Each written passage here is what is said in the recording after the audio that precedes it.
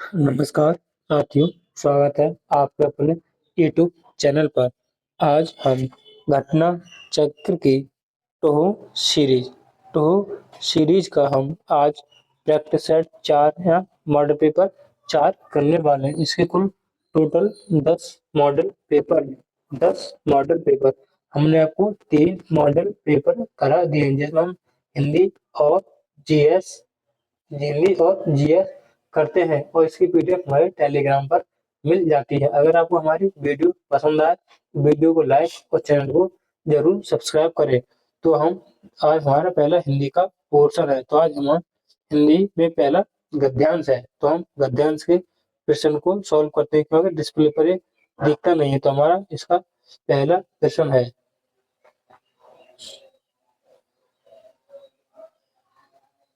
तो हमारा जिसका पहला सवाल है, कवियत्री की अधिकांश रचना है। तो कवियत्री की अधिकांश रचनाएं देशभक्ति पूर्ण रचना है। तो इसका हमारा ऑप्शन सी होगा। यह किसकी गद्यांश है? तो कवियत्री सुमित्रा कुमारी चौहान, झांसी की रानी, जो हमारी देशभक्ति पूर्ण है। क्वेश्चन नंबर 2, खूब लड़ी मर्दानी, वह तो झांसी वाली रानी थी। मर्दानी शब्द का अर्थ क्या है?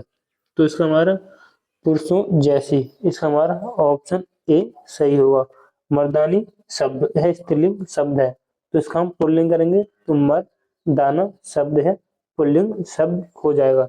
जैसे वीर, स्त्री, वीर है पुल्लिंग शब्द है, हम इसके स्त्रीलिंग शब्द बनाएंगे तो इसका हमारा वीरांगना हो जाएगा। यह इसी गद्यांश के महत्वपूर्ण प्रश्न है। अगला हमारा प्रश्न नंबर 3, उक्त गद्यांश का सही शीर्षक हो सकता है। सही शीर्षक, तो इसमें हमारा झांसी की रानी हमारा ऑप्शन ए सही। अगला हमारा प्रश्न नंबर 4, इस कविता की कवित्री का नाम क्या है? तो इसका हमारा ऑप्शन बी सुमित्रा कुमारी चौहान। इसका हमारा ऑप्शन बी। इन्होंने सारी कविताएं अपनी देशभक्ति के ऊपर लिखी हैं। क्वेश्चन नंबर 5, इस कविता में प्रयोग किया गया रस, तो इसमें वीर रस है। इसका हमारा ऑप्शन डी सही, वीर रस। तो हमने गद्यांश के 5 प्रश्न गद्यांश के हमने 5 प्रश्न किए। अब हम हिंदी के जो कि महत्वपूर्ण सब्जेक्ट के प्रश्न होते हैं, उन प्रश्नों को करेंगे। तो हमारा छठा प्रश्न है, निम्नलिखित में से सही वाक्य की पहचान कीजिए। सही वाक्य की, मुझे बहुत आनंद आती है, मुझे बहुत आनंद आता है। तो इसका हमारा ऑप्शन सी सही होगा, एकदम शुद्ध वाक्य है। तेलुगु शब्द की उत्पत्ति किस शब्द से हुई है? तो तेलुगु शब्द की त्रिलिंगी शब्द से हुई है। इसका हमारा ऑप्शन बी होगा। इसका अर्थ होता है 3 लिंगों वाला प्रदेश, अर्थात आंध्र प्रदेश। 3 लिंगों वाला 3 लिंगों वाला प्रदेश, जिसे बोलते हैं आंध्र प्रदेश, जो का मल्लिकार्जुन, कालेश्वर और दक्षिणराव शिवलिंग से है। अगला हमारा प्रश्न नंबर 8, कहावत शब्द का प्रयुक्त प्रत्यय है कहावत। तो इसमें कह हमारा मूल शब्द है और आवत इसमें प्रत्यय है। तो इसके हिसाब से हमारा ऑप्शन ए सही होगा, ऑप्शन ए। अगला हमारा प्रश्न नंबर 9, क्वेश्चन नंबर 9, अद्भुत रस का स्थायी भाव क्या है? अद्भुत रस का, तो अद्भुत रस का विश्व में, इसका हमारा ऑप्शन सी सही होगा। और वह भयंकर रस का स्थायी भाव है। अगला हमारा क्वेश्चन नंबर 10, मीठी निम्नलिखित वाक्य में सही मुहावरा बताइए। मीठी मीठी बातों से लज्जित करना, तो इसमें होगा मखमली जूते मारना। इसका हमारा ऑप्शन भी सही, मखमली जूते मारना। अगला हमारा क्वेश्चन नंबर 11, मिथ्या आडंबर के अर्थ में किस लोकोक्ति का प्रयोग होता है? हमारा ऑप्शन ए, छछूंदर के सिर पर चमेली का तेल, जिसमें होता है अयोग्य व्यक्ति को अच्छी चीज देना। तो हमारा ये वाला गलत। छोटी मुंह बड़ी बात, छोटी मुंह बड़ी बात यानी अपनी योग्यता से बढ़कर बात करना, तो ये भी गलत।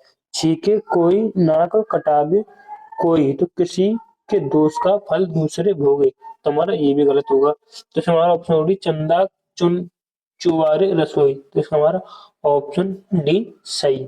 अगला हमारा क्वेश्चन नंबर 12, री ध्वनि किस स्वर के अंतर्गत आती है? तो ह्रस्व स्वर के अंतर्गत आती है, इसका हमारा ऑप्शन सी। ह्रस्व स्वर कितने? 4 वर्ण है, आ, ई, उ और री, और जिन्हें हम मूल स्वर भी कहते हैं, तो इसका हमारा ऑप्शन सी सही है। अगला हमारा प्रश्न नंबर 13, निम्नलिखित प्रश्न में 4 विकल्प में से उस सही क्रिया का रूप विकल्प में पहचानिए जिसमें ये वाक्य दिया है। इसमें संभाव्य भविष्य काल का बात करनी है, तो शायद कल मीरा दिल्ली जा चुकी है, गलत, दिल्ली जाएगी, तो इसका हमारा ऑप्शन बी सही। अगला प्रश्न नंबर 22, परि उपसर्ग में शब्द जोड़े जिससे जिसका अर्थ छोड़ना हो, तो यानी परि शब्द में कौन सा? परिजन, परिताप ये वाला नहीं होगा, परिजन यानी परितोष जनी, तो परिहार, तो इसका हमारा ऑप्शन बी सही होगा, जिसका अर्थ बन जाएगा छोड़ना। परिहार, परिहार मतलब होगा इसका शब्द छोड़ना, इसका अर्थ हो गया, तो इसका हमारा ऑप्शन बी सही। अगला प्रश्न नंबर 15, एक मुलाकात कहानी के कथाकार कौन है? तो इसका उषा राजे सक्सेना, इसका हमारा ऑप्शन ए सही। अगला प्रश्न नंबर 16, कौटिल्य का विलोम शब्द क्या है? तो कौटिल्य का आर्जाव, इसका हमारा ऑप्शन बी सही होगा। आर्जाव का अर्थ होता है टेढ़ा मेढ़ा, टेढ़ापन, और कौटिल्य जो कि चंद्रगुप्त मौर्य के दरबार में रहते हुए प्रधानमंत्री, वहां पर शब्द लिया गया, तो इसका हमारा विलोम अर्थ होगा ऑप्शन बी अर्जाव। प्रतिकूल शब्द में उपसर्ग प्रत्युक्त है, तो इसमें बोलेंगे प्रति धन कूल, तो इसमें हमारा प्रति उपसर्ग है, तो इसमें हमारा ऑप्शन ए सही होगा, प्रति उपसर्ग। जैसे और करें, प्रति कर, प्रति कृति, प्रतिक्रम और प्रतिगामी, प्रतिग्रह, प्रतिघात और प्रतिज्ञा। हमारा एक प्रतिज्ञा शब्द एक वर्तनी से है, प्रतिज्ञा, प्रतिज्ञा इस प्रकार लिखा जाता है, ना कि हमारा प्रतिज्ञा इस तरह से लिखा जाता है। जो हमारी वर्तनी दृष्टि ये वाला तो गलत हो जाएगा, इसमें प्रत्यय हमारा प्रति प्रत्यय, और ये एकदम शुद्ध वर्तनी है। अगला हमारा क्वेश्चन नंबर 18, बैलगाड़ी में समास, तो बैलगाड़ी में तत्पुरुष समास है, तो इसका हमारा ऑप्शन ए होगा।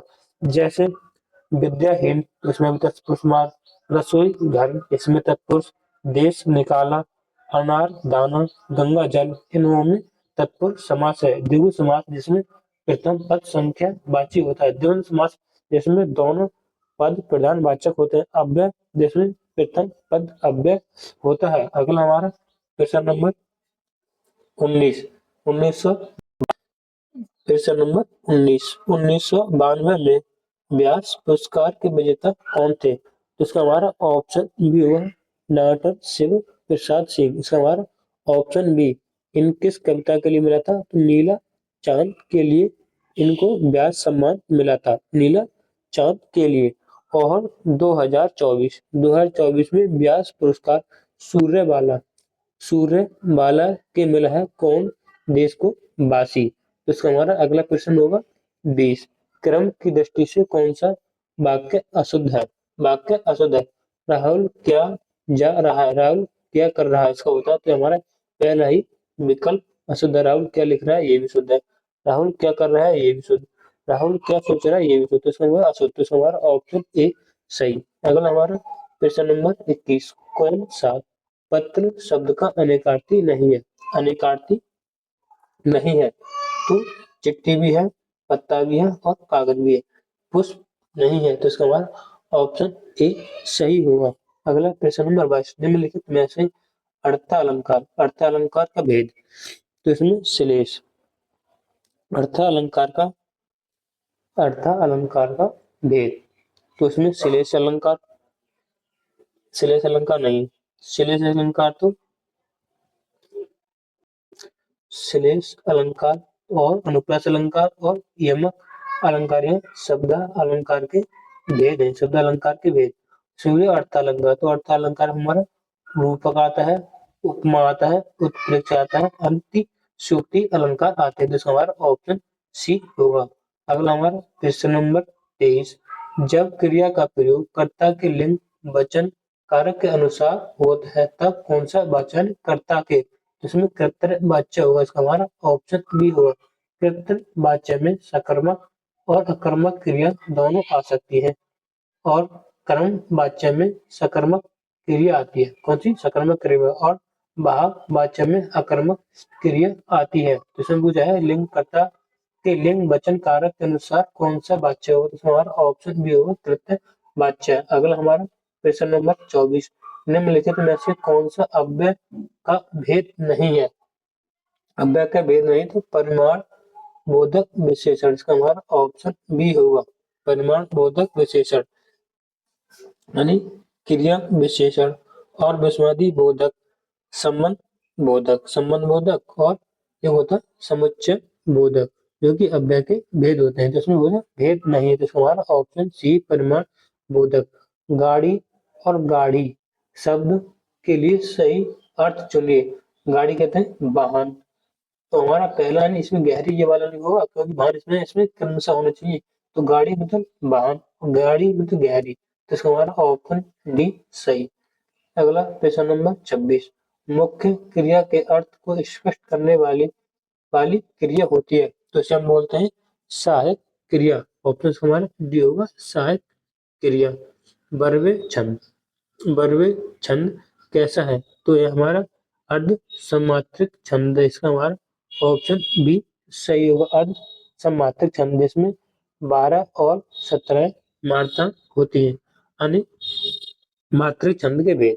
हम मात्रिक छंद के भेद के बारे में बताएंगे। जैसे सममात्रिक छंद होता है। सममात्रिक छंद तो जिसमें हमारा रोला आता है, चौपाई आता है। जैसे चौपाई में 16 मात्रा होती है और हर गीत का में 28 मात्रा होते हैं और गीत का में 26 मात्रा होती है कि सममात्रिक छंद है। हम करें विषम मात्रिक छंद में कुंडली आएगी और छप्पे। अर्ध सममात्रिक छंद में बरवे बरवे जाएगा। हमारा ऑप्शन बी होगा। और सोटा सोटा में 11 और 13 मात्रा होती है। फिर दोहा, दोहा में 13 और 11 मात्रा होती है। सोटा और दोहा एक दूसरे के उल्टे होते हैं। अगला हमारा क्वेश्चन नंबर 28। कौन सा शब्द क्रिया विशेषण है? तो इसका हमारा होगा ऑप्शन डी। वह तेज दौड़ता है, वह तेज खाता है, वह तेज टहलता है, तेज दौड़ता है, तेज चलता है। तो हमारा क्रिया विशेषण है। मुख्य दर्शन में कौन सा समास है? तो हमारा ऑप्शन बी होगा तत्पुरुष समास। Option B. अगला क्वेश्चन नंबर 23। 8 कन्नौजिया 9 चूल्हे लोकोक्ति का अर्थ क्या है? तो इसका हमारा ऑप्शन होगा सी अलगाव की स्थिति। Option C. तिलक किस प्रकार का शब्द है? तिलक एक तत्सम शब्द है। इसका हमारा ऑप्शन डी होगा। इसका तद्भव शब्द टीका है। अगला हमारा क्वेश्चन नंबर 32। बारिश मेरा घर है कविता संग्रह किसकी रचना है? किसकी रचना? तो ये हमारा कुमार अनुपम। इसका हमारा ऑप्शन ए सही। अगला अनेक शब्दों के लिए एक शब्द का चयन कीजिए जिसे टाला ना जा सके। तो इसके लिए हमारा होगा अटल। अटल इस विकल्प में नहीं है। तो इसका हमारा ऑप्शन सी होगा अनिवार्य। अगला क्वेश्चन नंबर 34। निम्नलिखित में से घोष वर्ण कौन सा है? घोष वर्ण। तो इसका हमारा ऑप्शन सी घोष वर्ण यानी तीसरा कॉलम, चौथा कॉलम और पांचवा कॉलम। या अंत्येष्टि व्यंजन या रा ला बा और हा और प्लस 11 स्वर। तो हमारे टोटल मिलाकर 31 सबोस हो जाते हैं। तो इसका अगला प्रश्न 36 से ई डिग्री कौन सा कारक है? तो इसमें अलगाव हो रहा है। तो इसका हमारा ऑप्शन डी होगा आपदन कारक। अगला हमारा क्वेश्चन नंबर 36। स्वच्छ शब्द का पर्यायवाची शब्द क्या है? स्वच्छ का तो स्वच्छ का होगा निर्मल। इसका हमारा ऑप्शन ए सही है निर्मल। जैसे निर्मल, हाँ इसका ऑप्शन होगा निर्मल सही है। हमने हिंदी के 37 प्रश्न को किया है। अगर आपको हमारी क्लास पसंद आए तो क्लास को लाइक और चैनल को जरूर सब्सक्राइब करें। अब हम जीके जीएस करने वाले हैं। अब यहाँ से हम क्वेश्चन नंबर 113 और हमसे हम जीके जीएस करेंगे। जीके जीएस प्रश्न नंबर 113। 26 नवंबर 1949 को गृहीत मूल भारतीय संविधान की प्रस्तावना में निम्नलिखित में से किस शब्द का उल्लेख नहीं है? इसमें हमारा ऑप्शन डी होगा धर्मनिरपेक्ष।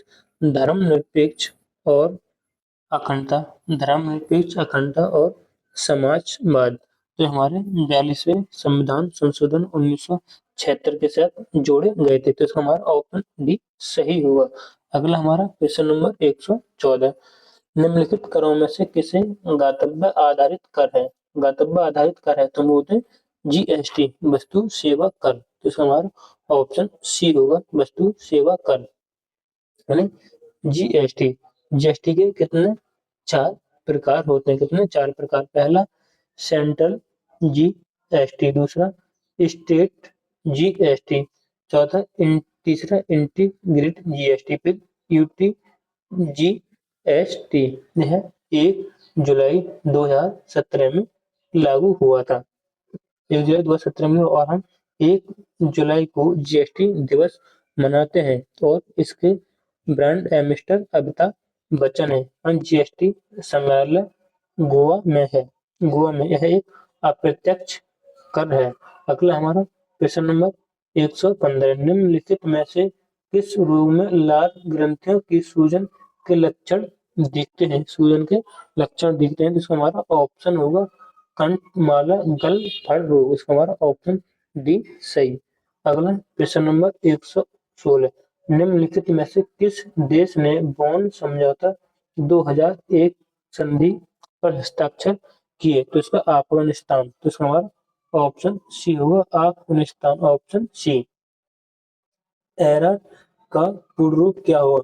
इसका होगा रियल एस्टेट रेगुलेटरी अथॉरिटी, तो ये वाला नहीं, रियल एस्टेट रीडेवलपमेंट, ये गलत नहीं, रेगुलेटरी अथॉरिटी, हमारा ऑप्शन डी सही होगा, ऑप्शन डी। अगला क्वेश्चन नंबर 118, स्वस्थ लाल रक्त कणिकाओं के लिए कौन सा खनिज आवश्यक जिसकी कमी के कारण एनीमिया हो जाता है? एनीमी हो जाता है, तो इसका हमारा ऑप्शन ए सही होगा, ऑप्शन ए आयरन। अगला क्वेश्चन नंबर 119, आहार नली का कौन सा अंग अपचित भोजन और पानी और कुछ लवणों को अवशोषित करता है? तो इसका हमारा ऑप्शन होगा ए बड़ी आंत। अगला प्रश्न नंबर 120, रेडक्लिफ रेखा द्वारा भारत और किस देश के बीच सीमा आंकलन करती है? तो यह हमारा रेड क्लिफ लाइन भारत और पाकिस्तान के बीच, इसका हमारा ऑप्शन सी सही होगा। यानी 1947 में माउंटबेटन द्वारा भारत के उपद्वीपों को दो राष्ट्र भारत और पाकिस्तान के बीच में विभाजन की घोषणा की गई थी, हमारा 1947 में। अगला हमारा क्वेश्चन नंबर 121, आर्टिफिशियल इंटेलिजेंस के जनक यानी एआई के जनक किसे कहा जाता है? तो हमारा इसका ऑप्शन होगा जॉन मैककर्थी, इसका हमारा ऑप्शन बी सही। निम्नलिखित में से कौन सा प्राथमिक क्षेत्र का उदाहरण है? प्राथमिक क्षेत्र, तो हमारा प्राथमिक क्षेत्र में आता है कृषि, खनन और उत्खनन आते हैं, तो इसका हमारा दुग्धालय, इसका हमारा ऑप्शन बी होगा। कितने क्षेत्र? 3 क्षेत्र। प्रथम क्षेत्र होगा, फिर द्वितीय क्षेत्र, द्वितीय क्षेत्र में उद्योग और उत्पादक आते हैं, तृतीय क्षेत्र में सेवा आती है, बैंक, परिवहन आदि। अगला हमारा क्वेश्चन नंबर 123, भारत में पहला भूमि अधिग्रहण कानून किस वर्ष पेश किया गया था? तो हमारा 1894 में पेश किया गया था, इसका हमारा ऑप्शन बी सही है। राज्यसभा के लिए चुने गए सदस्य के पद का कार्यकाल कितना होता है? तो इसका होता है 6 वर्ष, ऑप्शन सी 6 वर्ष। और मुझे आप लोकसभा, तो लोकसभा का कार्यकाल 5 वर्ष होता है और राज्यसभा का 6 वर्ष होता है। राज्यसभा एक स्थायी सदस्य है, स्थायी स्थायी सदन है। इसके 2 वर्ष बाद 1/3 सदस्य सेवानिवृत्त होते हैं। अगला हमारा क्वेश्चन नंबर 125, शरीर में ऊतकों की अनियंत्रित वृद्धि के कारण कौन सा रोग होता है? तो कैंसर, इसका हमारा ऑप्शन सी होगा, कैंसर। इस रोग का वातावरण सल्फ्यूरिक अम्ल के घने सफेद और पीले बादलों से निर्मित होता था शुक्र ग्रह। इसका हमारा ऑप्शन सी सही होगा, शुक्र ग्रह। अगला क्वेश्चन नंबर 127। भारत सरकार द्वारा प्रथम परिसीमन आयोग किस वर्ष गठित किया गया था? प्रथम, तो यह हमारा 1952 में गठित किया गया था। तो अब तक परिसीमन आयोग 5 बार गठित हो गया। कब कब? जैसे 1952 में पहली बार, फिर 1963 में, फिर 1973, 2002 और 2020। अब तक 5 बार परिसीमन आयोग का गठन हो चुका है। बाल गंगाधर तिलक द्वारा प्रकाशित केसरी समाचार पत्र किस भाषा में था? किस भाषा में था? तो यह मराठी में था। इसका हमारा ऑप्शन डी होगा। बाल गंगाधर द्वारा प्रकाशित केसरी, केसरी होगा, केसरी और मराठा दो प्रकाशित हुए थे। तो केसरी तो आ गया हमारा मराठी में, और मराठा यह अंग्रेजी भाषा में प्रकाशित हुआ था। अगला हमारा प्रश्न नंबर 129। राष्ट्रीय अनुसूचित जनजाति आयोग के अध्यक्ष और अन्य सदस्यों की नियुक्ति कौन करता है? तो भारत के राष्ट्रपति। इसका हमारा ऑप्शन बी होगा। अगला क्वेश्चन नंबर 130। निम्नलिखित में से कौन सी एजेंसी भारत के प्रधानमंत्री को समीपवर्ती सुरक्षा कवच प्रदान करने के लिए अनन्य रूप से कार्य करती है? तो विशेष सुरक्षा दल। इसका हमारा ऑप्शन बी होगा। अगला क्वेश्चन नंबर 131। नानकाना साहिब जो गुरु नानक जी के जन्म स्थल किस नदी पर स्थित है? तो यह रावी नदी पे स्थित है। इसका हमारा ऑप्शन ए होगा, यानी यह पाकिस्तान के पंजाब प्रांत में रवि नदी के तट पर स्थित है। अगला हमारा प्रश्न नंबर 132। स्वदेशी आंदोलन के दौरान अमार सोनार बांग्ला गीत किसने गाया था? तो यह रविंद्रनाथ टैगोर ने गाया था। इसका हमारा ऑप्शन सी है, बांग्लादेश का राष्ट्रीय गीत है, राष्ट्रीय गान, बांग्लादेश का राष्ट्रीय गान। जमींदार उन्मूलन अधिनियम पहली बार कब पारित किया गया? पारित तो 1950 में। इसका हमारा ऑप्शन ए सही। अगला क्वेश्चन नंबर 134। निम्नलिखित में से कौन सा मानव विकास सूचकांक का एक संकेत है? एक संकेत है, तो इसे बोलेंगे जीवन, जन्म के समय जीवन प्रत्याशा। तो इसका हमारा ऑप्शन सी होगा। यानी मानव विकास सूचकांक की अवधारणा प्रति वर्ष कब हुई थी? 1990 पाकिस्तान के अर्थशास्त्री महबूब उल हक और भारतीय अर्थशास्त्री अमर सेन द्वारा किया गया था। इसमें 3 संकेत है, 3 संकेत: जीवन, प्रत्याशा, शिक्षा और आय। अगला प्रश्न 135। दिल्ली के किस सुल्तान को ने इब्न बतूता को उसकी विद्वता कला के उदार संरक्षण के रूप में उसकी प्रतिष्ठा के लिए दिल्ली के लिए काजी न्यायाधीश नियुक्त किया गया था? तो मोहम्मद बिन तुगलक। इसका हमारा ऑप्शन ये होगा, मोहम्मद बिन तुगलक। तो इसके समय में यह आया था मोहम्मद बिन तुगलक। यह मोरक्को का निवासी और इसकी एक पुस्तक है, रेहला प्रमुख इसकी पुस्तक है। अगला क्वेश्चन नंबर हमारा 136। अल बरुक ने गोवा को से अधिकृत किया था, यानी किससे अधिकृत किया था? तो उसने हमारा बीजापुर के सुल्तान से। इसका हमारा ऑप्शन ए सही। तरबूज खरबूज उगाने के लिए निम्नलिखित में से कौन सा मौसम उपयुक्त होता है? कौन सा मौसम उपयुक्त होता है? जायद। इसका हमारा ऑप्शन बी सही। अगला प्रश्न नंबर 138। किस मुगल शासक ने 16 कुल या सार्वभौमिक शांति के विचार का प्रस्ताव रखा, जो सार्वभौमिक रूप से लागू नैतिकता यानी एक प्रणाली पर केंद्रित था? तो इसका हमारा option D Akbar. Option D Akbar. अगला प्रश्न नंबर 139। किस वर्ष में गांधी जी को गोलमेज सम्मेलन में भाग लेने के लिए सहमति प्रदान करने हेतु गांधी एवं समझौता पैक्ट पर हस्ताक्षर किए थे? तो इसका हमारा 1931। इसका हमारा ऑप्शन डी सही। Question number 140। कौन लोकसभा के उपाध्यक्ष के चुनाव की तारीख तय करता है? चुनाव की तारीख कौन करता है? तो लोकसभा का अध्यक्ष तय करेगा। तो इसका हमारा ऑप्शन बी सही। अगला क्वेश्चन नंबर 141। केंद्रीय बजट 2026-27 में घोषित बायो फार्मा शक्ति योजना का प्रस्तावित परिव्यय कितना है? परिव्यय कितना है? तो इसका हमारा ऑप्शन बी 10,000 करोड़। ऑप्शन इसका सी सही। अगला हमारा क्वेश्चन नंबर 142।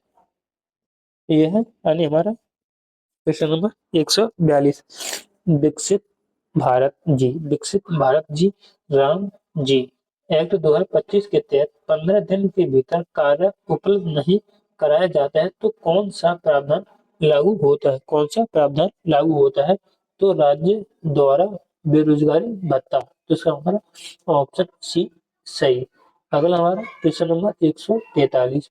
वर्ष 24-25 में उत्तर प्रदेश की जीएसटी वृद्धि दर लगभग कितनी रही है? कितनी रही है? तो 13.4%। इसका होगा ऑप्शन डी। अगला क्वेश्चन नंबर 144। 144 उत्तर प्रदेश की अर्थव्यवस्था का आय आकार वर्ष 26-27 की तुलना में बढ़कर 2024-25 की तुलना में दो गुने से अधिक हो गया। तो ये वाला इसमें कथन सही है। वृद्धि मुख्य कृषि क्षेत्र से नहीं, ये तो सभी तीनों क्षेत्र से होगी नहीं। तो सवाल केवल ऑप्शन ए सही। ऑप्शन ए सही केवल। अगला क्वेश्चन नंबर 145। भारत का पहला भारत रत्न डॉक्टर बाबा साहेब अम्बेडकर अधिवक्ता प्रशिक्षण एवं अनुसंधान केंद्र कहाँ स्थित है? कहाँ स्थित है?